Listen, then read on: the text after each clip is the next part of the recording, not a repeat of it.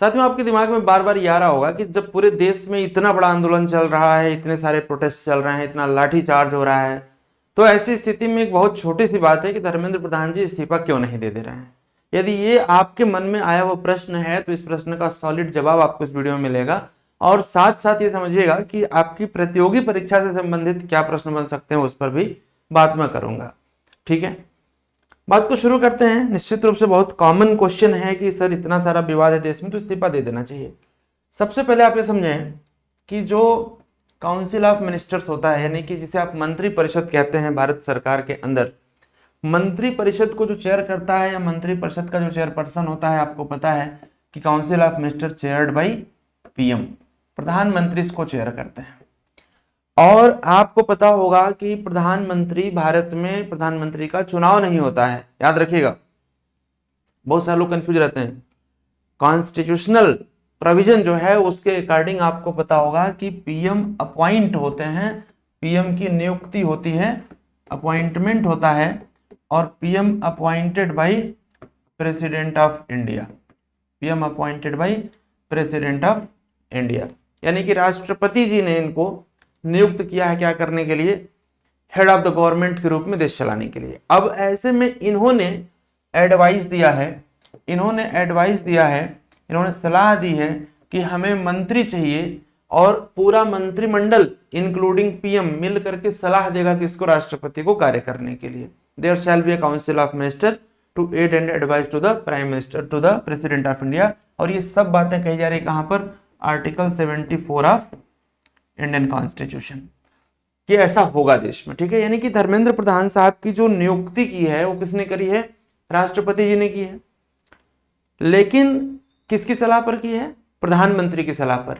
और ऐसे में आपको पता है कि मैं आपको बताऊं कि जो आर्टिकल 75 है, आर्टिकल 75 कहता है कि इसी आर्टिकल में प्रोविजन है पीएम के अपॉइंटमेंट का, यानी कि आर्टिकल 75 में कहा गया है कि PM shall be appointed by the president of India. और इसी आर्टिकल के सब आर्टिकल्स में बताया गया है, जो 91st कॉन्स्टिट्यूशनल अमेंडमेंट एक्ट 2003 से आया है, कि 15% total strength of the house से नहीं होना चाहिए। चलिए वो एंगल बाद में बात करेंगे। आर्टिकल 75 का ही क्लास 2 जब आप पढ़ते हैं तो कहा जाता है कि काउंसिल ऑफ मिनिस्टर जो इनका टर्म है, जो मिनिस्टर्स का टर्म है, जो इनकी अवधि है कि कितने दिन तक यह बने रहेंगे, उसमें साफ साफ लिखा हुआ है कि राष्ट्रपति के प्रसाद पर्यंत, यानी कि बात हम करें तो प्लीजर ऑफ प्रेसिडेंट की बात होती है कि राष्ट्रपति के प्रसाद पर्यंत मंत्री अपने पद पर बने रहेंगे। यानी कि कोई 5 वर्ष वाली क्राइटेरिया नहीं है, यह अपने दिमाग में रखिएगा। कई बार यहाँ पर भी लोग कंफ्यूज होते हैं कि 5 वर्ष वाली क्राइटेरिया नहीं है, राष्ट्रपति के प्रसाद पर्यंत है। अब यहाँ पर इसी पर्टिकुलर आर्टिकल में यदि कोई मंत्री चाहे तो सीधे जाकर के इस्तीफा दे सकता है राष्ट्रपति को, ध्यान रखना, सीधे राष्ट्रपति को इस्तीफा दे सकता है। अब सवाल उठता है कि सर ये सब बातें तो ठीक है, मुख्य मुद्दे पर आते हैं कि धर्मेंद्र प्रधान जी इस्तीफा क्यों नहीं दे रहे हैं। तो सबसे पहला जो कारण है, देखिए कि क्या कोई मिनिस्टर रिस्पॉन्सिबल है डायरेक्टली, कोई मिनिस्टर रिस्पॉन्सिबल है, या फिर एजेंसी रिस्पॉन्सिबल है।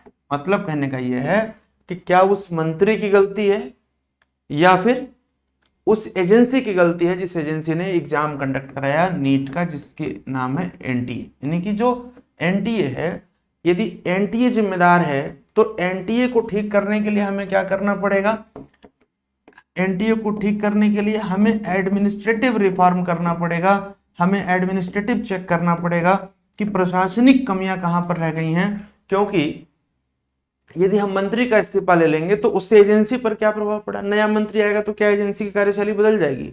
यदि मंत्री ने इस्तीफा दिया तो यह क्लियर हो जाएगा कि मंत्री की खुद की संलिप्तता थी, यानी कि सरकार खुद ही चोरी में इन्वॉल्व थी। और यदि सरकार ही इन्वॉल्व थी तो फिर सीधे सीधे देश क्या कहेगा भैया कि पीएम का इस्तीफा होना चाहिए, पीएम को रिजाइन करना चाहिए।